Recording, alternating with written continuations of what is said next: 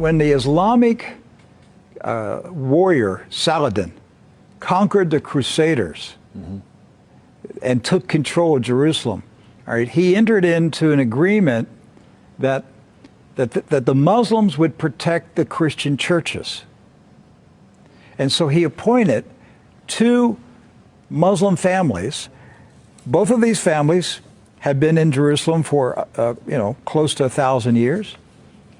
And each generation has passed down the key. The key. Right. The physical key. Mr. Judah said that the key he presently has is 800 years old. It's incredible. He had another key, but it broke. And this is a Muslim. I mean, yes. Adbi Judah is a Muslim. And he said it's a great honor for a Muslim to hold the key to the Church of the Holy Sepulchre, which is the most important church in Christendom.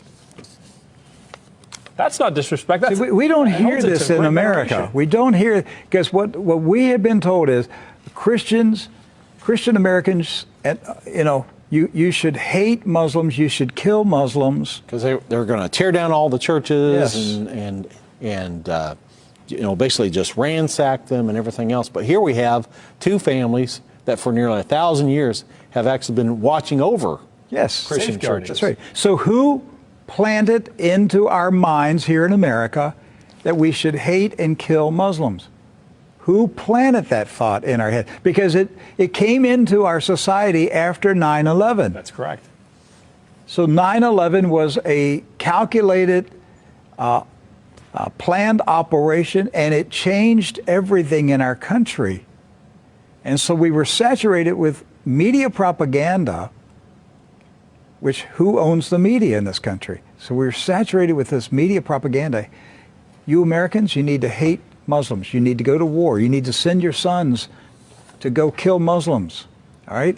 And yet, when you go to the Middle East, you find out that the Muslims, like Christians, are taking care of Christian churches. Yes. Do not hold animosity against Christians or Americans, except in the case where Americans are pushing for war in their countries or trying to take their land. So they've lived together. They've lived together for centuries and centuries.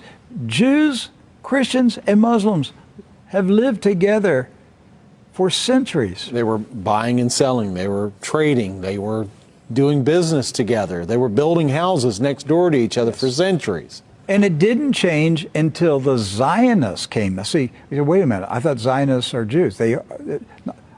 Not all Jews are Zionists. And not all Zionists are Jews. Right. Zionism is a political movement. Yes. Right. It's an ideology. Yes. Not an ethnicity. And so when the Zionists came to Jerusalem and Palestine, basically in the 1920s and 30s and 40s, all right, they came to agitate. They came to infiltrate. They came to seize control. And so they formed paramilitary groups, like Irgun. And that's where Ariel Sharon and Menachem Begin, these guys were young terrorists. Yes. That's right. And so there's where the hatred started to come in.